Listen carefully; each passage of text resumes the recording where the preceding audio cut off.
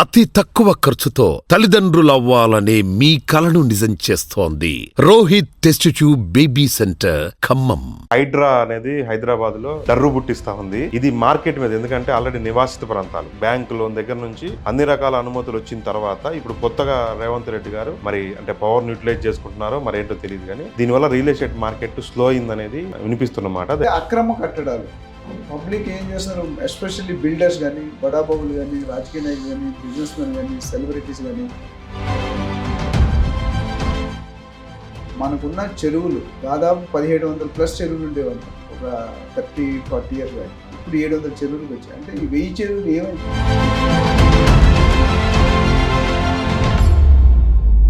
నివాసిత ప్రాంతాల జోలికి వెళ్ళము.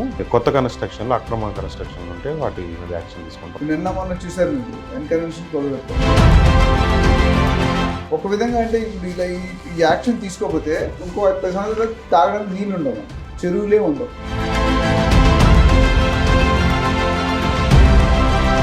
ఇంకేం చెక్ చేస్తాం సార్? ఇప్పుడు బ్యాంక్ లోన్ వచ్చింది, నేనేమనుకుంటాను బ్యాంక్ అయినా చూసేటంత స్క్రీనింగ్ ఎవరు చేయరు. ఇప్పుడు నేను అది పోయి కొన్న తర్వాత నువ్వు అది FTL లో ఉందని చెప్పేసి నువ్వు కూలిస్తే ముగ్గురు బాధ్యతలు. ఒకటి, బ్యాంక్ లోన్ ఇవ్వకూడదు. నీళ్ళు వర్షాకాలంలో బాగా నిండుతుంది, ఎండాకాలం ఎండిపోతుంది, మధ్యలో ఉంటుంది. నీళ్ళు ఎంతవరకు వస్తాయో ఒక మార్క్ ఏర్పడుతుంది. ఆ మార్క్ వరకు FTL అంటారు. అంటే ట్యాంక్ నిండితే ఎంతవరకు ఎక్స్పాండ్ అవుతుంది.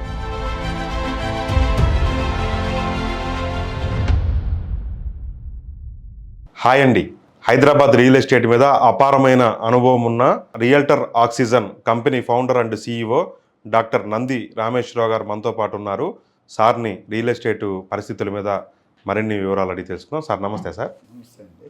సార్ ఇప్పుడు హైడ్రా అనేది హైదరాబాద్లో డర్రు బుట్టిస్తూ ఉంది.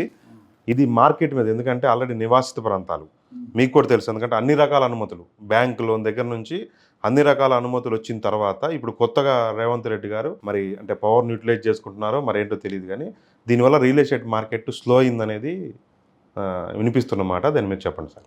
ఇది నువ్వు గవర్నమెంట్ క్వశ్చన్ అడిగితే కష్టం అండి.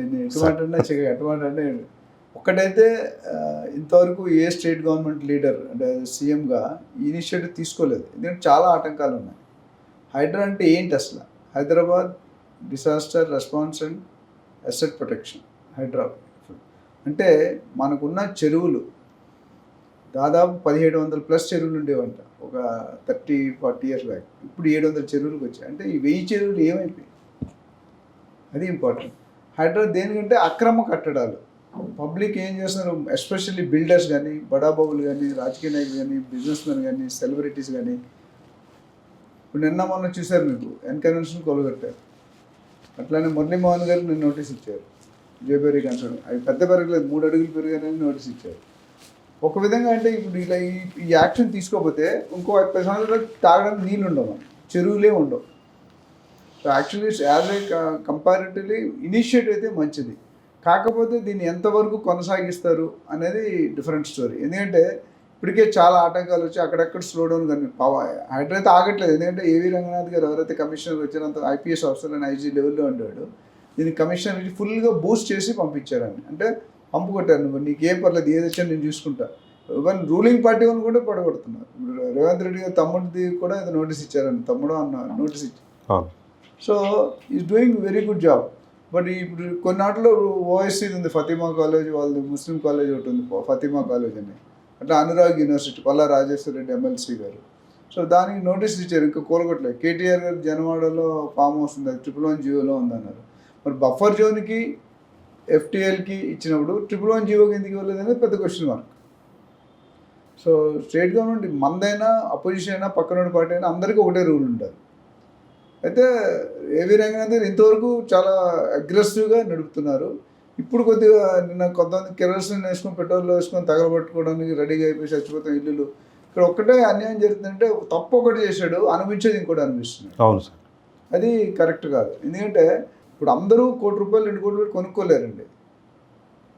30 లక్షలు అంటే పెద్ద అమౌంట్. చిన్న ఇప్పుడు జీవో అంటే మన బఫర్ జోన్ ఉంది, FTLలో ఉంది అనేది కరెక్ట్ కాదు. అంటే వాళ్ళకి ఇప్పుడు పనిష్మెంట్ ఎవరు చేయాలి? ఇల్లీగల్ కన్స్ట్రక్షన్ ఎవరు చేశారు? బిల్డర్ చేశాడు. బిల్డర్ ఎలా చేశాడు? పర్మిషన్ తీసుకొని చేశాడు. అటు రేరా కానీ ఇటు హెచ్ఎండిఏ కానీ ఇటు జిహెచ్ఎంసీ కానీ ఇటు డిటీసీపీ కానీ చేసినప్పుడు వాళ్ళు వదిలేసి వీళ్ళని ఒకటే పనిచేస్తున్నారు. ఫస్ట్ అక్కడ పనిష్మెంట్ అక్కడ స్టార్ట్ అవ్వాలి. ఎవరైనా అక్రమాలు కట్టాలంటే బిల్డర్ అమ్ముకున్నాడు అని తెలుసు ఇల్లీగల్ అని, పర్మిషన్ ఇచ్చేవాడు తెలుసు ఇల్లీగల్ అని, మరి పర్మిషన్ ఎందుకు ఇచ్చారు? అవును సార్. పర్మిషన్ ఇస్తే ఎందుకు మరి వీళ్ళు యాక్సెప్ట్ చేయట్లేదు?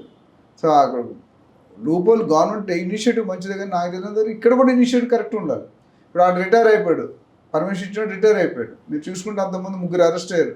సోమేష్ కుమార్ గారు, అరవింద్ కుమార్ గారు, బాలకృష్ణ, రేరా దీని వాళ్ళందరూ రేవంత్ రెడ్డి సీఎం అవగానే ఫస్ట్ వాళ్ళు దొరికారు, తర్వాత చేశారు. So what happen to that అని ఎవరికి తెలియదు. నేను అనేది ఏంటంటే initiative is a good initiative, అందులో ఎటువంటి డౌట్ లేదు. రేవంత్ రెడ్డి గారు కానీ బికమ్ ఏ డైనమిక్ లీడర్లా ప్రూవ్ చేసుకున్నాను. కానీ ఇది అందరికీ కంటిన్యూ అవ్వాలి, లాజిక్ అనేది ఉండాలి. కొంతమందికి ఇప్పుడు ఉరి తీసేటప్పుడు కూడా లాస్ట్ కోరిక ఏమైనా ఉంటుందని అడుగుతారు. ఇక్కడ అలా లేదు, డైరెక్ట్ వెళ్ళి కుప్పగోలు పడుతున్నారు. మరి ఆ రోడ్డు మీదకి వస్తే హూ ఇస్ రెస్పాన్సిబిలిటీ? వీళ్ళు తప్ప అంటే ఇక్కడ ఏమంటున్నారంటే బయర్ కూడా తప్పు ఉంది అంటున్నారు. ఏంటి? మీరు చెక్ చేసుకొని కొనుక్కోవాలి. ఇప్పుడు అప్రూవల్ ఉంటే ఇంకా అలా ఏం చెక్ చేసుకుంటారు? ఇంకేం చెక్ చేస్తాం సార్? ఇప్పుడు బ్యాంక్ లోన్ వచ్చింది, నేనేమనుకుంటాను బ్యాంక్ అయినా చూసేటంత స్క్రీనింగ్ ఇంకెవరు చేయరు. ఇప్పుడు నేను అది పోయి కొన్న తర్వాత నువ్వు అది ఎఫ్టీఎల్లో ఉందని చెప్పేసి నువ్వు కూలిస్తే 3 బాధ్యతలు ఉన్నారు. ఒకటి బ్యాంక్ లోన్లు ఇవ్వకూడదు. ఇప్పుడు ఒక్కో ప్రాపర్టీ 4 బ్యాంకులు లోన్ ఇస్తున్నాం, ఒకటే property, which is again wrong. Junior NTR careers అదే, ఒక బ్యాంక్ ఒకే ప్రాపర్టీ మీద 5 బ్యాంకులు లోన్ ఇచ్చారు. రెండోది హెచ్ఎండిఏ గవర్నమెంట్ అధికారులు, హెచ్ఎండిఏ కానీ ఇరిగేషన్ కానీ లేకపోతే డిటీసీపీ కానీ వాళ్ళు ఇచ్చారు. ఎందుకు ఇస్తున్నారు? మూడోది బిల్డర్లు తెలుసు అది ఎఫ్టీఎల్లో ఉందని. ఇప్పుడు నాకు తెలిసి వెబ్సైట్ కూడా పెట్టారు, lakes.in. నేను మొన్న ఒక సీరియల్ వీడియోలో చెప్పాను ఏంటంటే వెబ్సైట్లో చూపించాయి. ఎవరైనా జనాలు కొనుక్కుంటే యూ కెన్ చెకప్. ఇప్పుడు నేను కొనుక్కున్న ఏరియా సర్వే నెంబర్ ఎఫ్టీఎల్లో ఉందా, బఫర్ జోన్ కొనుక్కోవడానికి వెబ్సైట్ పెట్టాను డైరెక్ట్గా హెచ్ఎండి lakes.hma.gov.in. అందులోకి వెళ్తే మీ మండలం, విలేజ్ పేరు, సర్వే నెంబర్ కొడితే అది ఏ జోన్లో ఉందో చూపిస్తుంది. ఇది ఎప్పుడో 1970s 1960sలోనే స్టార్ట్ అయింది. కానీ యాక్చువల్ నోటిఫికేషన్ గవర్నమెంట్ ఎప్పుడు ఇచ్చారంటే 2012లో ఇచ్చారు. 2012 కంటే ముందు కడితే అక్కడ ఎక్కడ డిక్లేర్ లేదు ఇది ఎఫ్టీఎల్ అని, ఇది బఫర్. ఇప్పుడు అన్ని చాలా 14, 15, 16లో డిక్లేర్ అయినాయి. ఇప్పుడు ఎన్కన్వెన్షన్ ఎప్పుడు కట్టారు? 2014లో కట్టారు. కాబట్టి పూర్తి చేస్తారు. అది మొత్తం బఫర్ జోన్లో కొద్దిగా వచ్చింది, ఎఫ్టీఎల్లో వచ్చింది. సో నెక్స్ట్ వీడియోలో మనం కాబట్టి ఎఫ్టీఎల్ అంటే బఫర్ జోన్ అంటే కూడా జనాలకి ఎక్స్ప్లెయిన్ చేయాలి మనం. తప్పకుండా సార్. సో ఇప్పుడు ఓవరాల్ ఏంటంటే కండిషన్ ఈజ్ గుడ్. ఎంతమంది లిస్టే చేస్తున్నారు అన్నారు, బాగా పెద్ద లిస్టే చేశారు ఇర్రెస్పెక్టివ్ ఎనీ. అయితే నిన్న ఒక మాట చెప్పారు సార్, ఏంటంటే ఇక అంటే నివాసిత ప్రాంతాల జోలికి వెళ్ళము, కొత్త కన్స్ట్రక్షన్లు, అక్రమ కన్స్ట్రక్షన్లు ఉంటే వాటి మీద యాక్షన్ తీసుకుంటాం. అదే జనరల్గా ఏమవుతుందంటే ఒక రూల్ పెట్టేటప్పుడు బయట మార్కెట్ పర్సెప్షన్ తీసుకోవాలి. సర్వే అంటారు, టెస్ట్ మార్కెట్ అంటారు. ప్రోడక్ట్ అయితే టెస్ట్ చేస్తారు. ఇప్పుడు టాటా వాడు ఏదైనా ఆయిల్ అమ్ముతున్నాడు, టాటా క్వాలిటీ అంతా తెలుసు. బట్ ఆయన ఏం చేస్తాడు, ఏదైనా కొత్త ఆయిల్ లాంచ్ చేస్తే ఒక 1000 ప్యాకెట్లు తీసుకుని 1000 ఇళ్ళలో ఇస్తాడు, ఫ్రీగా ఇస్తాడు ఆయిల్. కేజీ ఆయిల్ 150-200 రూపాయలు ఇచ్చి 1 వీక్ తర్వాత వచ్చి మీరు వాడితే రిపోర్ట్ అడుగుతాడు. ఆ రిపోర్ట్లో క్వాలిటీ ఎంత ఉంది, ఎంత పర్సెంట్ అని, దాన్ని బట్టి మనం రేట్ పెట్టాలి, కరెక్షన్ చేసుకోవాలి. ఇక్కడ అలా డైరెక్ట్ ఇంట్రడ్యూస్ చేసేది జనాలు తప్పిపోతున్నారు. ఇప్పుడు ఉన్న వాళ్ళు కుడితే పిల్లలు వాళ్ళ భవిష్యత్తు ఏముందంటే, ఇప్పుడు ఒకసారి ₹1 కోటి పెట్టి కొనుక్కున్నారు, ఆ ₹1 ఎవరికి బిల్డర్ ఇస్తాడా? మరి బిల్డర్ దగ్గర తీసుకుని వీళ్ళకి ఇప్పించండి. బేసిక్ మిస్టేక్ 3 ఉన్నారు. గవర్నమెంట్ది ఉంది, పర్మిషన్ది ఉంది, బిల్డర్ది ఉంది, బ్యాంక్ది ఉంది. మరి వీళ్ళందరి దగ్గర 1/3 వేసి 3 హోటల్ కట్టమని. ఇప్పుడు ఈ బయర్ని ఎవరు ఆదుకుంటారు? అది గవర్నమెంట్ నేను ఎన్నుకుంది ఎందుకంటే సీఎంగా మాకు మంచి చేస్తాను, మాకు అది రివర్స్ అయింది. మనం ఎప్పుడైతే కిరోసిన్ పెట్టంటే నేను స్టేట్మెంట్ ఏమన్నారంటే ఆల్రెడీ సెటిల్ అయిపోయిన వాళ్ళని ఒకసారి నోటీస్ ఇచ్చి చూస్తాం. కాలేజీలు కూడా ఏమన్నారు, ఇప్పుడు ఉన్నట్టు కాలేజ్ తీసేస్తే అకాడమిక్ ఇయర్ దెబ్బతింటుంది కదా. ఫాతిమా కాలేజ్ కానీ, అనురాగ్ యూనివర్సిటీ కానీ, వీళ్ళంతా ఇప్పుడు ఏమన్నారు, నోటీస్ ఇచ్చి మన ఏవి రంగనాథ్ గారు ఒక వీడియోలో చెప్పారు, ఒక అకాడమిక్ ఇయర్ వరకు నోటీస్ ఇచ్చి టాపేస్తాం. అకాడమిక్ అయ్యాక అది okay, up to certain extent reasonable. Nagarjuna గారు ఏమంటారు, పట్టాపు నాకు ఉన్నాయి పర్మిషన్లు, కోర్టులో నడిస్తే ఎలా కొట్టుకుంటాడు, ఏమీ లేవు అని పక్కా ఇల్లీగల్గా కట్టాడు అంటాడు. సో ఈ కన్ఫ్యూజన్ మన గవర్నమెంట్లో కూడా కొద్దిగా కన్ఫ్యూజన్ ఉంది. రేవంత్ రెడ్డి మంచి ఇనిషియేటివ్ తీసుకుని దానికి pros and cons, ifs and buts అనేది కూడా ఆన్సర్ చేయాలి. అప్పుడు is done a good job. All over India పేరు వచ్చింది. సీఎం ఉన్న సీఎంలో డైనమిక్ సీఎం అంటే రేవంత్ రెడ్డి గారు అంటారు. It's good action.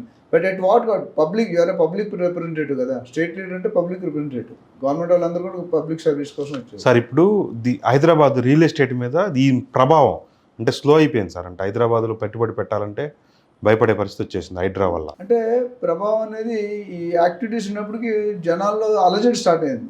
ఒక భయం.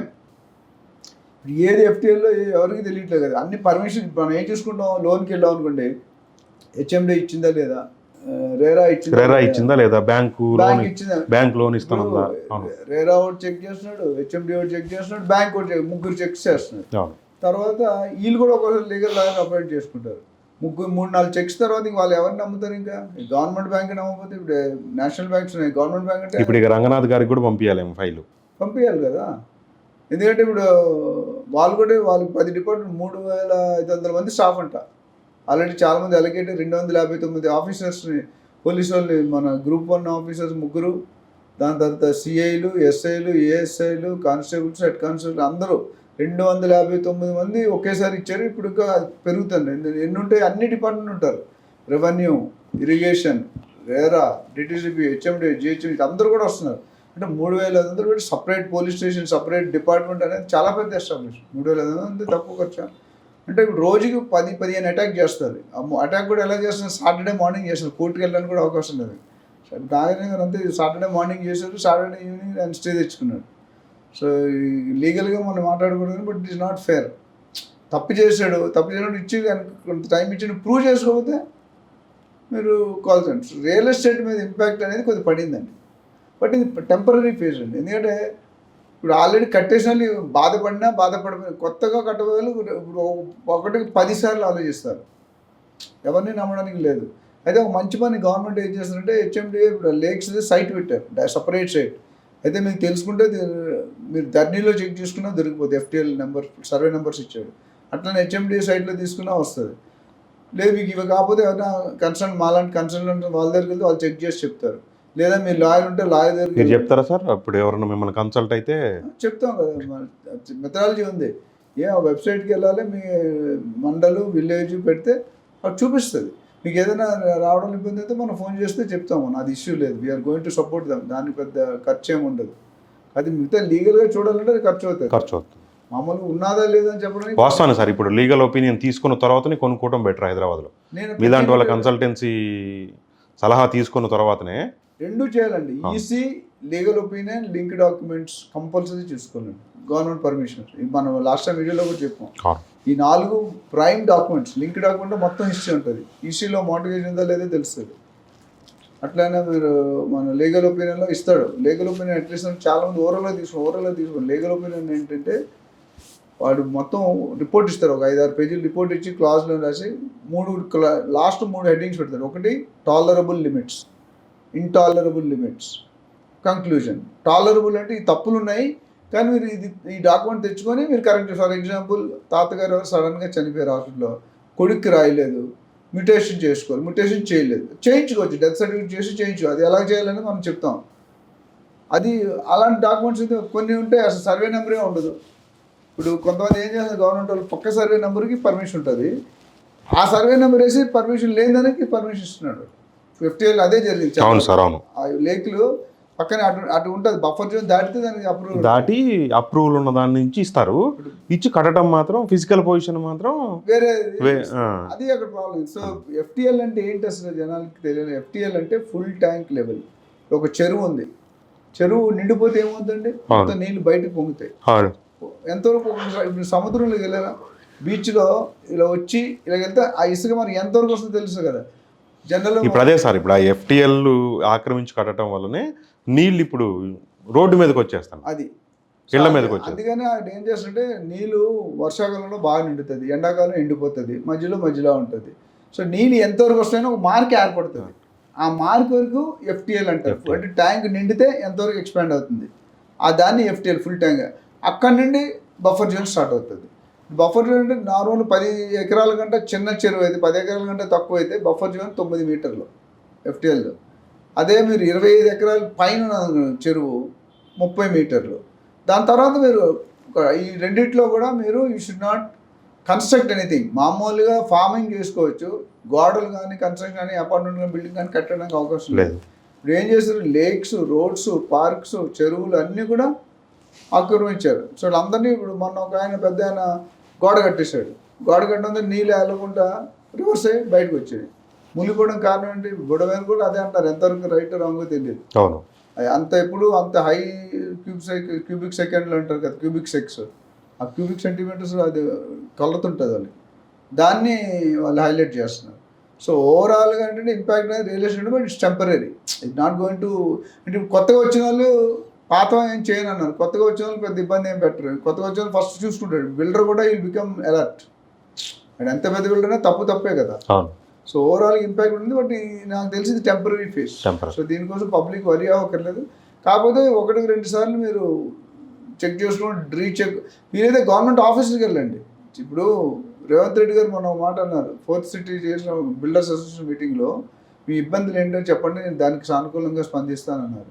ఏమన్నారు బిల్డర్స్ అన్నారు, సార్ మా ఫైల్ పెడితే పర్మిషన్ కూడా జల్దీ రావట్లేదు సార్, ఫండింగ్ రావట్లేదు సార్, బయట ఇన్ఫ్రాస్ట్రక్చర్ లేదు అంటే. అది ఏమనంటే మీరు ఒక ప్రపోజల్ ఇవ్వండి, అవసరం అయితే కనుకుంటా ఐఏఎస్ ఆఫీసర్లలో separate secretary, principal secretary, chief secretary పెట్టి వాళ్ళు మీ ఆఫీసు అంటే వాళ్ళ స్టాఫ్ మీ ఆఫీస్కి వచ్చి మీ ప్రాబ్లం ఎన్నుకొని మళ్ళీ సాల్వ్ చేస్తారు. ఇంతకుముందు ఏంటి గవర్నమెంట్ ఆఫీస్ ఎప్పుడు ప్రైవేట్ ఆఫీస్ రాలేదు, బట్ ఆయన ఇనిషియేటివ్ తీసుకుని రెడీగా ఉన్నాను అన్నారు అవసరం అయితే.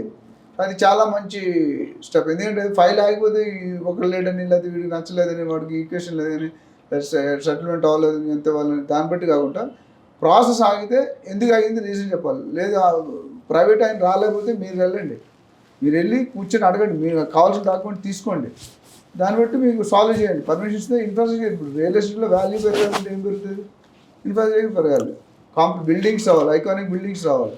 రెవెన్యూ ఎక్కడ వస్తుంది గవర్నమెంట్కి? 1,00,000 కోట్ల పైన సంవత్సరానికి తెలంగాణలో వస్తుంది. ఇప్పుడు భూముల రేట్లు కానీ రిజిస్ట్రేషన్ స్టాంప్ రేట్లు పెంచితే కనుక ఇట్ డిఫరెంట్. అదే సార్, అయితే తాత్కాలికమైన ప్రభావమే అంటారు, ప్రభావం ఉంటుంది, బట్ పర్మనెంట్ ప్రభావం అయితే కాదు. ఎందుకంటే నెక్స్ట్ రాబోయే పర్మిషన్ ఇక్కడ గవర్నమెంట్ అధికారులు కూడా కొద్దిగా కేర్ తీసుకొని చేస్తారు, ఎలా పడితే ఇవ్వకుండా డబ్బులు తీసుకుంటున్నాడా లేదా అని పక్కన పెట్టండి. కాకపోతే యాక్షన్ అనేది ప్రాపర్గా జరగాలి. తప్పు ఎవరు చేశారు, ఇనిషియేటివ్ తప్పు ఎక్కడ జరిగిందంటే బిల్డర్ దగ్గర స్టార్ట్ చేశాడు, అది అక్రమంగా కట్టకూడదు అని తెలుసు, బట్ మేనేజ్ చేశాడు, మా గవర్నమెంట్ ఆఫీసర్ని మేనేజ్ చేసుకున్నాడు.